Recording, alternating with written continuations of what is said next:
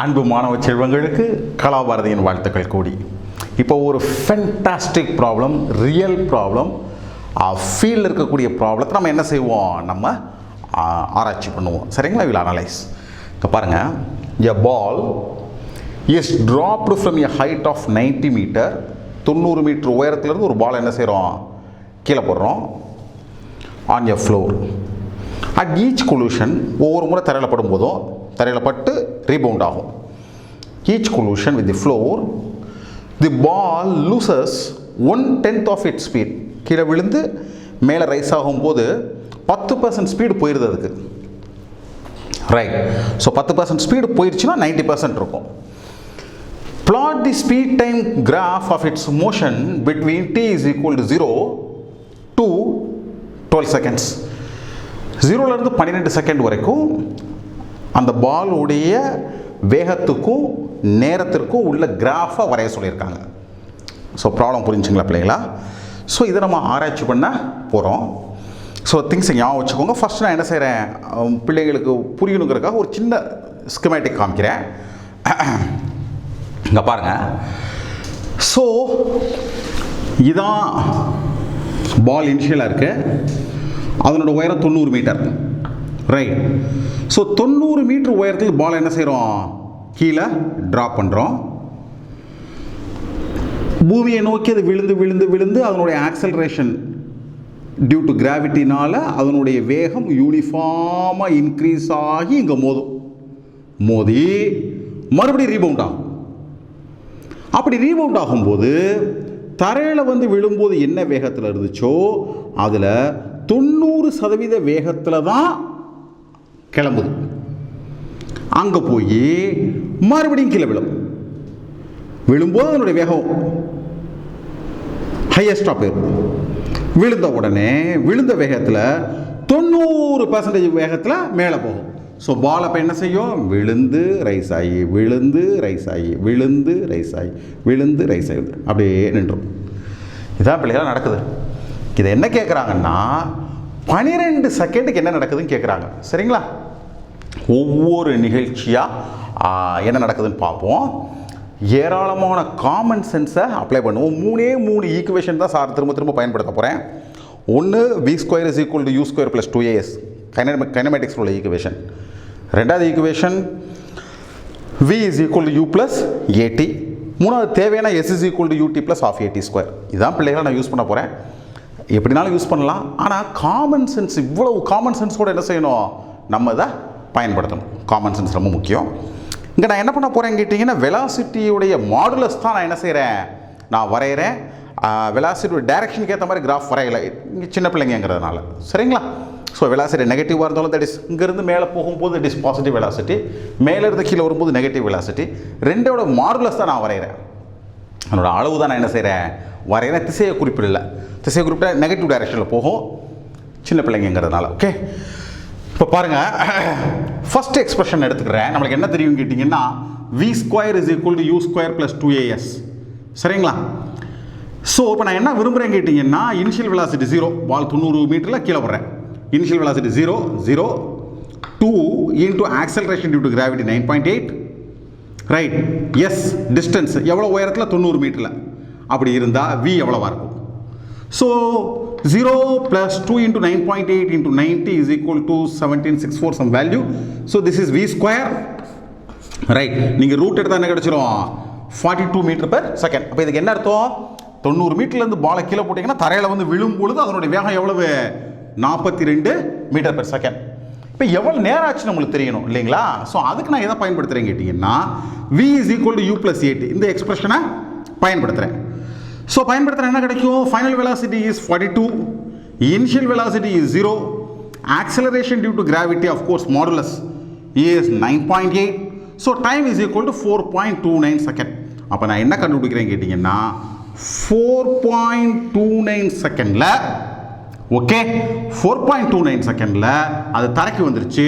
என்ன வேகத்தில், 42 மீட்டர்/செகண்டில். இப்போ நடந்த எல்லாத்தையுமே நான் என்ன செய்கிறேன், ஒரு டேபிளர் காலத்தில் போட்டுகிட்டே வரேன். இங்கே பாருங்கப்பா, இந்த இடத்து கேமரா வந்துட்டோம். டைம் 0ல் அதனுடைய ஸ்பீடு 0வாக இருந்துச்சு, 90 மீட்டர் உயரத்தில் இருந்துச்சு. அங்கேருந்து ட்ராப் பண்ணோம். ஸோ அதனோட வேகம் என்ன ஆகிட்டே இருந்துச்சு, இன்க்ரீஸ் ஆகிட்டே வந்தது. அது என்ன ஸ்பீடு வந்துச்சு, 42 மீட்டர் பெர் செகண்டில் தரையை மோதிச்சு நம்ம பார்த்தோம். ரைட், அதுக்கு எவ்வளோ நேரம் ஆச்சு, 4.29 செகண்ட். விட்ட நேரத்தை 0ன்னு வச்சுக்கிட்டோம்னா விழுந்த நேரம் 4.29 செகண்ட் தரையில் விழுந்துருச்சு. சரிங்களா? ஸோ இந்த நிகழ்ச்சி முடிஞ்சு போச்சு. இப்போ என்ன நடக்குது, தரையில் விழுந்த அந்த பந்து மறுபடியும் ரீபவுண்ட் ஆகுது. நம்மளுக்கு என்ன சொல்லியிருக்காங்க, ரீபவுண்ட் ஆகிறது 10% ஸ்பீடு குறைஞ்சிருன்னு சொல்லியிருக்காங்க. ஸோ 10% ஸ்பீடு குறைஞ்சி போயிடுச்சுன்னா 42ல் 10% போச்சுன்னா it is 4.2. 42 minus 4.2 it is 37.8. So அதை கண்டுபிடிச்சி வச்சிருக்கேன்.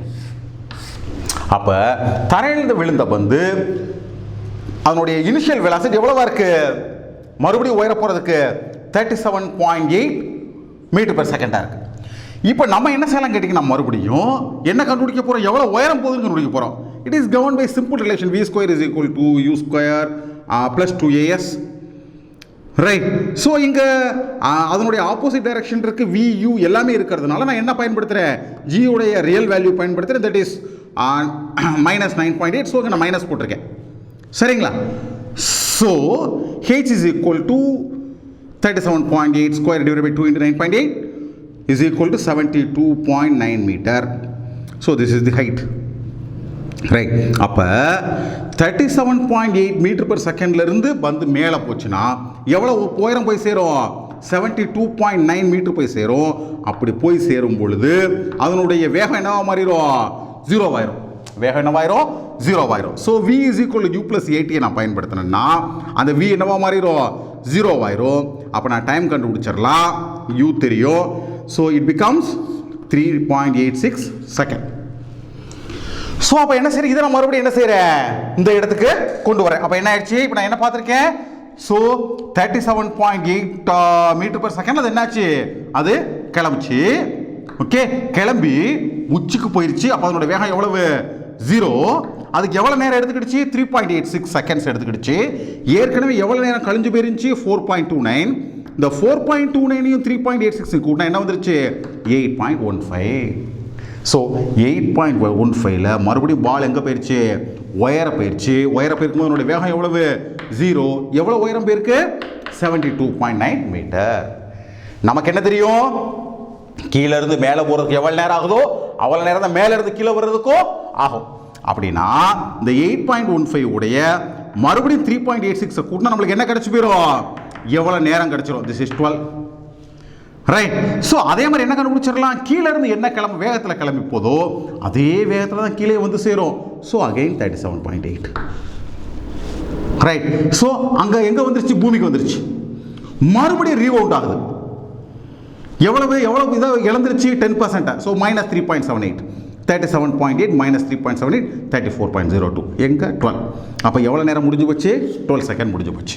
இப்போ நம்ம வேலை என்ன கேட்டிங்கன்னா, இந்த டைமுக்கும் இந்த ஸ்பீடுக்கும் நம்ம கிராஃப் வரையணும். இந்த டைமுக்கும் ஸ்பீடுக்கு என்ன செய்யணும், கிராஃப் வரையணும். இங்கே பாருங்கள், இங்கே வரைஞ்சிருக்கேன், இந்த இடத்துக்கு வந்துருங்க. ரைட். ஸோ இதுதான் பாலோட initial condition. So time t is equal to 0. அது எவ்வளோ உயரத்தில் இருந்துச்சு, 90 மீட்டர் உயரத்தில் இருந்துச்சு. அதனுடைய வேகம் எவ்வளவு, இட் இஸ் 0. இங்கேருந்து கீழே விட்டோம். விட்டோடனே வேகம் என்னாச்சு, வேகமாக இன்க்ரீஸ் ஆகி 4.29 செகண்டில் தரையை வந்து இடிக்குது. என்ன வேகத்தில், 42 மீட்டர் பெர் செகண்டில். ஸோ தரையில் வந்து மோதிர பந்து வேகத்தை எவ்வளோ குறைக்குது, 10% குறைக்குது. ஸோ அதனுடைய வேகம் எவ்வளோ மாறிடுச்சு, 37.8. ரைட். ஸோ 37.8 எந்த நேரத்தில், 4.29ல். இப்போ பால் எங்கே இருக்குது, தரையில் இருக்குது. இங்கே இருந்து பால் என்ன ஆகுது, மறுபடியும் மேலே போகுது.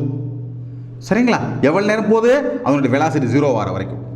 அதனுடைய வெலாசிட்டி 0 ஆகும்போது எவ்வளோ நேரம் ஆயிடுச்சு, நம்ம கணக்கு பண்ணோம், 3.86 செகண்ட். So 4.29 + 3.86 8.15 second. ஸோ 8.15 செகண்டில் அது எங்கே போயிடுச்சு, உச்சிக்கு போயிடுச்சு. சரிங்களா? இதுக்கு எவ்வளோ நேரம் எடுத்துக்கிடுச்சு, 3.86 செகண்ட். ஸோ அதே 3.86 செகண்டில் மறுபடியும் கீழே வந்துடும். என்ன வேகத்தில் போச்சோ அதே வேகத்தில் வரும்.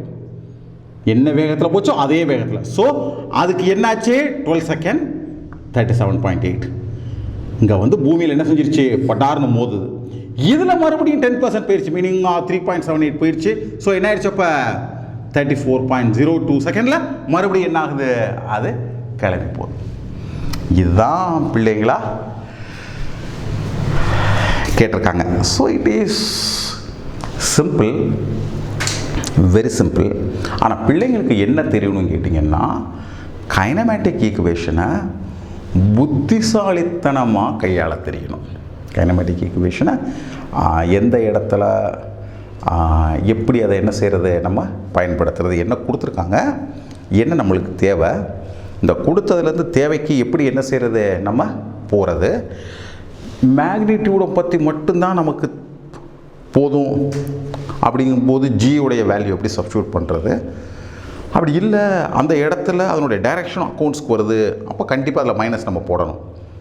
இது புரிஞ்சுக்கிறது என்னோடய சஜஷன். என்னென்னா அந்த வீடியோ பிள்ளைங்க மறுபடியும் கண்டிப்பாக ஒரு முறை பாருங்கள். நிறைய விஷயங்கள் சொல்லியிருக்கேன். அதுவும் கையில் நோட் எடுத்து வச்சுக்கிட்டு பாருங்கள். அங்கங்கே பாஸ் நிப்பாட்டி நான் என்ன செஞ்சுருக்கணும் அதை என்ன செஞ்சு பாருங்கள். நீங்களும் ஒர்க் பண்ணுங்கள். ஒரு கட்டத்தில் சார் என்ன நினச்சி சொல்லி கொடுத்தனோ அது உங்களுக்கு புரிஞ்சிடும். அது புரிஞ்சிருச்சுன்னா பிள்ளைங்களா, இந்த ப்ராப்ளத்தை நம்ம எதுக்காக எடுத்து பிள்ளைகளுக்கு செஞ்சு காமிச்சோமோ அந்த நோக்கம் நிறைவேறிடும். ஏதேனும் சந்தேகங்கள் இருந்துச்சுன்னா இது சம்மந்தமாக கமெண்ட் பாக்ஸில் சந்தேகத்தை தெரிவிங்க. சேனலுக்கு சப்ஸ்கிரைப் பண்ணுங்கள். மற்ற பிள்ளைங்களுக்கு தகவல் சொல்லுங்கள். உங்கள் அனைவருக்கும் கலாபாரதியின் அன்பு வாழ்த்துக்கள்.